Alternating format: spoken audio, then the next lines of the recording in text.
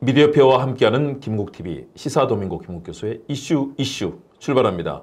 오늘은 정말로 특별한 시간입니다. 대한민국 최고의 여론조사 전문가 휴먼앤데이터의 이은영 소장님을 모셨습니다. 여러분 이은영 TV로도 중계가 됩니다. 그렇기 때문에 김국TV, 이은영 TV, 남매 TV네요. 네. 여러분 주목해 주시고요. 오늘 정말 큰 활약을 하고 계시는 여론조사의 이 업계의 별 이은영 소장님과 이야기 나눠보겠습니다. 여러분 환영해 주십시오. 소장님 안녕하세요. 네, 안녕하세요. 데이터 분석가 이은영입니다. 반갑습니다. 네, 데이터 분석가 네. 그리고 휴먼앤데이터 소장을 하고 계신데요. 네.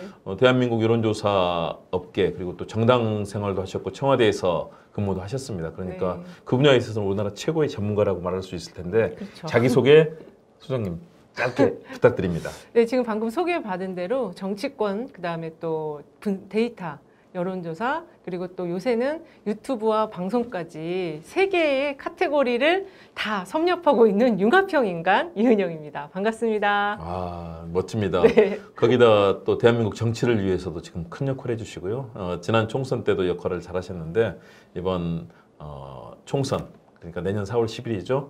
아마 그때도 큰 도전을 하실 겁니다. 그 전에 일단 중요한 거는 대한민국 여론 흐름, 국민들의 마음을 속속들이 읽는데 최고의 선수다라는 네. 융합형 인간이라고 말씀하셨는데요. 네. 기대가 됩니다. 오늘 그러면 이은영 소장님의 모든 것, 그리고 대한민국 여론조사의 모든 것, 그리고 최근에 국민들의 마음은 어떤 것인지 같이 살펴보도록 하겠습니다. 먼저 이은영 소장님, 네. 그동안의 경력이라고 할까요? 어떻게 여론조사 전문가로서 활동하셨는지 그 얘기를 좀 해주시죠. 일단 이제 저는 그 대학교를 졸업하고 그 출판사에 좀 근무를 했었어요. 그리고 이제 새정치국민회가 그 당시 창당을 하면서 95년도에 창당 공채를 했거든요. 공채 일기인데 우리 도민고님도 문화일보 공채 일기라고 그래갖고 제가 너무 맞습니다. 반가웠어요. 공채 일기. 우리 같은 공채 일기. 공채 일기. 공채 일기 남매네요. 네. 네. 그래서 당시 제가 이제 정당에 그 공채에 지원하게 된 거는 그 당시 정치 광고 분야가 굉장히 좀 도전해보고 싶은 분야여서 마침 이제 그 직원을 채용하는 공채가 있었기 때문에 도전을 했고요. 그 다음에 이제 새정치국민회의에서 김대중 총재를 모시고 정권 창출을 2번을 했죠. 노무현 대통령까지. 그리고 노무현 대통령이 이제 당선되시면서 청와대에 가서 근무를 했습니다. 근데 청와대에서 이제 여론조사 비서관실에만 5년을 있었어요. 그래서 대통령 지지율의 그 변화를 제가 직접 담당하면서 5년의 대통령님의 노무현 대통령님의 그 지지율의 추이를 다 좀 지켜봤고요. 그리고 나와서 여론조사가 너무 재밌어갖고 또 조그맣게 또 회사를 차려서 제가 이제 제 회사로 운영을 하다가 여기까지 오게 됐습니다. 네. 네. 지금은 조그맣지만 이제는 대한민국을 대표하는 뭐 리얼미터, 뭐 갤럽 필요 없죠. 휴먼앤데이터가 그 역할을 네, 하는 휴먼앤데이터. 그렇습니다. 네. 그러니까 1995년에 시작하셨으니까 28년에 전문가로서의 업력이 네. 있으신 거네요. 그 얘기는 숫자는 얘기 안 했으면 좋겠지만 그래도 저의 업력이 결국에는 이제 전문성을 갖게 한 가장 그 뭐랄까요 고통의 시간이기도 했지만 또 저의 단련의 시간인 그런 시간을 보내고 이 자리에 서 있습니다. 그러니까요. 청와대에서 5년 동안 하셨으니까요. 저는 정치학자이자 학계 교수로서 분석하고 네. 계속해서 내놓았던 그다음에 언론인으로서 내놓았던 글 상당 부분을 네. 아마 소장님이 담당하셨던 데이터에 근거해서 제가 얘기를 했을 가능성이 높습니다. 네.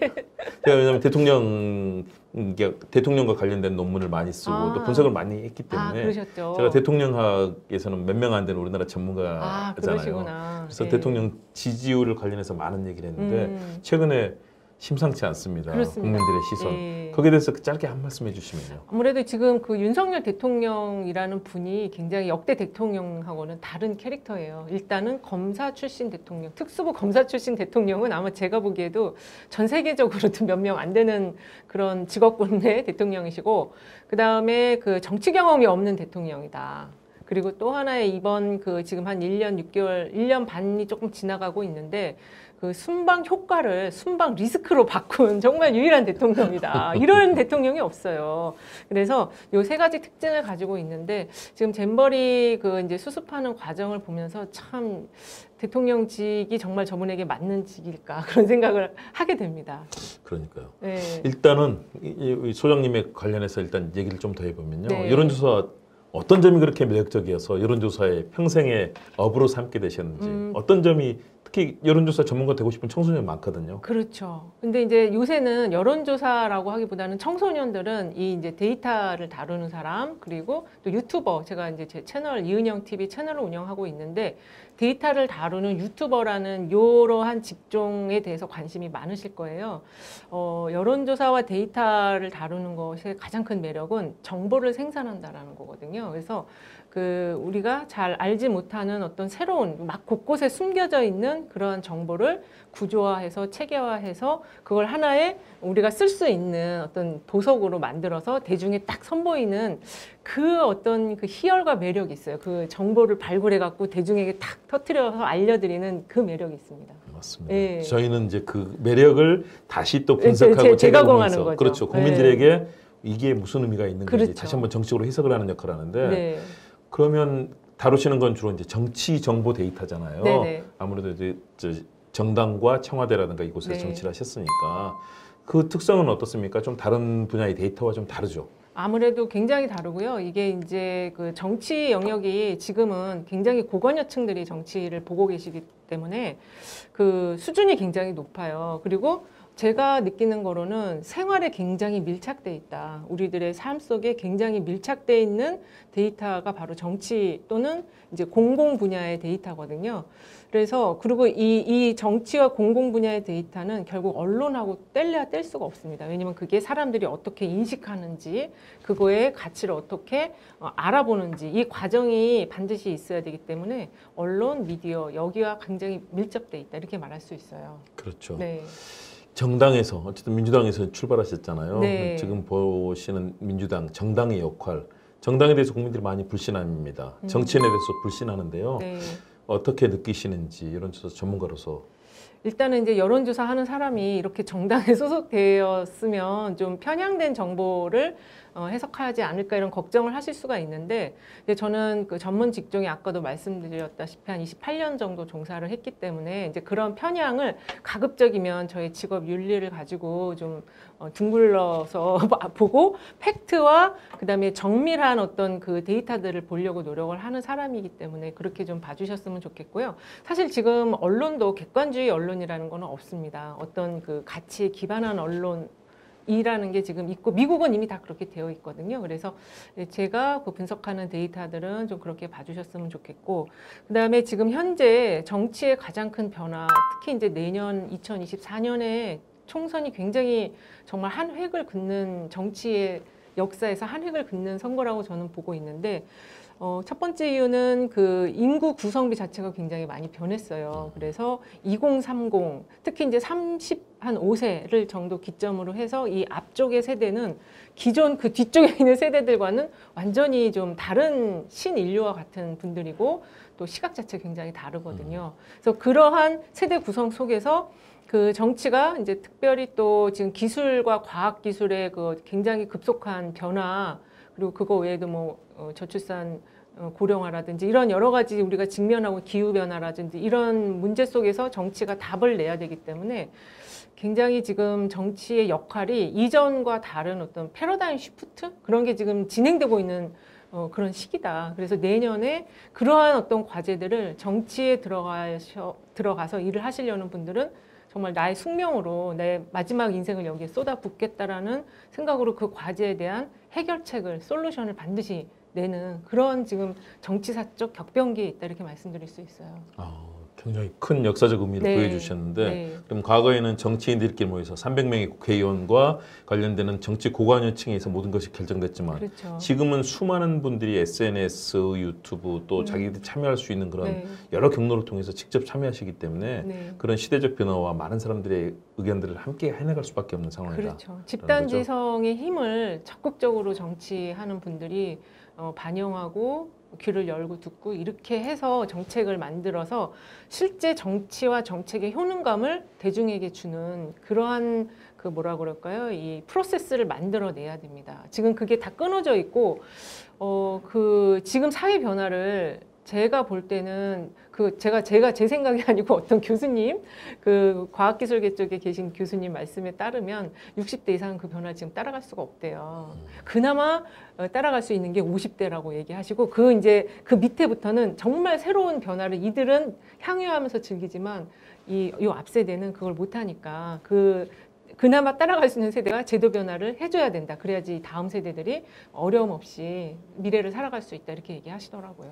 그렇죠. 참 안타까운 일이 오랫동안 살았던 지혜를 발현하는 것이 아니라 자기가 네. 살았던 이념과 가치에 매몰돼서 다른 다양한 변화들을 전혀 인식하거나 받아들이지 않는 그런 맞아요. 속성들. 네. 저는 그 부분이 좀 아쉬워요. 어르신들이 갖고 있는 지혜를 어떻게 하면 더 살릴까 같이 그렇죠. 고민해야 되는데 네. 그분들은 무조건 태극기면 태극기 아니면 뭐 진보도 너무 극단적인 형식이 지금 뭐 이렇게 되면서 양측이 매몰되는 그런 흐름들이 많은 것 같아요. 그렇습니다. 근데 이제 정치는 아무래도 지금 진영화되어 있기 때문에 특히 이제 민주당의 경우는 지금 뭐 권리당원이 200만, 뭐 250만 이렇게 얘기 나오잖아요. 권리당원, 일반당원 다 합쳐서 그러다 보니까 이 고관여층의 이 수요와 니즈를 반드시 읽고 그 흐름대로 따라가주는 것이 또 굉장히 중요한 포인트인 것 같아요.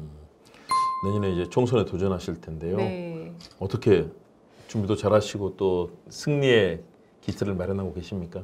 저는 그 선거를 지난 2020년에 한번 도전을 해봤었어요. 근데 그때와 이제 3년 정도가 지난 지금은 좀 그 정치에 대한 도전의 저의 자세가 좀 많이 달라졌거든요. 그때는 정말 제가 되는 줄 알았어요. 그런데 이번에 이제 다시 제가 도전을 해야 되겠다라고 마음을 먹은 배경에는 좀 우리 세대가 우리 아이들 세대를 위해서 아까도 말씀드린 것처럼 이 제도적인 틀을 좀 더 만들어 놔야지 우리 다음 세대들이 이제 편안하게 미래를 준비할 수 있다. 그런 관점에서 저와 함께 이제 지금 경쟁을 도전하는 그런 분들이 있는데 같이 좀 아름다운 경선을 만들어서 정말로 정말 보기에 유권자들과 지역 주민들께서 보기에 정말 좋은 민주당의 리더를 뽑는 그 과정을 저는 함께 하고 싶습니다. 네. 제가 봤던 이은영 소장님은 충분히 그럴 내공과 실력을 갖추신 것 같아요. 네, 고맙습니다. 그러면 결국 이은영 표 정치 과연 어떤 정치일까 궁금해하시는 분들이 있을 거거든요. 그렇죠. 한번 좀 정의를 해주신다면요. 지금 이제 지역에서 많은 그 후보자들께서 활동을 하고 계시고 가장 먼저 받는 질문이 바로 이 질문일 거예요. 왜 정치하냐? 그다음에 너는 무엇을 하려고 정치를 하냐? 너의 정치의 내용이 뭐냐? 이 질문을 가장 많이 받으시는데 일단은 이제 저는 이제 정당의 후보로서 경선을 통과하고 싶은 사람이기 때문에 민주당이 지금 야당이잖아요. 그래서 민주당이 집권을 하는데 제 모든 그 역량과 노력과 열정을 다 쏟겠다. 이게 이제 제 첫 번째 목표고요.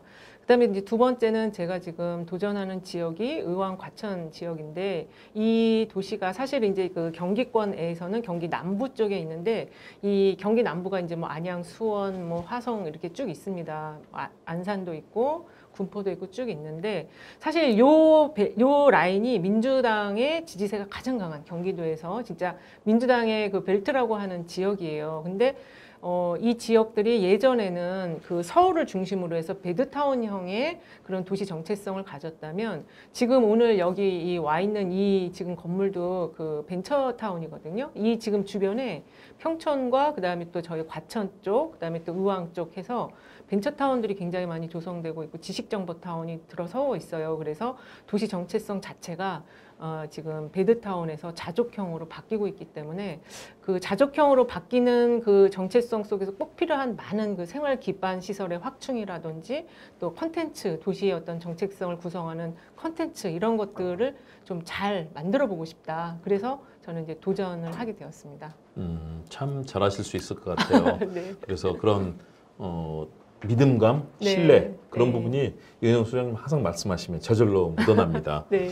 그런 측면에서 그렇다면 근데 좋아하시는 분들 있고 또 싫어하시는 분도 분명히 정치인이 그렇죠, 있잖아요. 그렇죠. 그럼 스스로의 장점과 단점을 좀 이렇게 분석해 보신다면 스왓 어널리시스, 스왓 분석을 스왓 분석이요? 스스로 한번 해보신다면 어떤가요? 일단은 저의 강점은 데이터를 읽는 사람이라는 거예요. 그래서 데이터를 통해서 그 숨겨진 정보를 찾고 그걸 통해서 방향을 설정하는 그런 역량과 능력을 가지고 있다는 게 저의 가장 큰 강점이고요.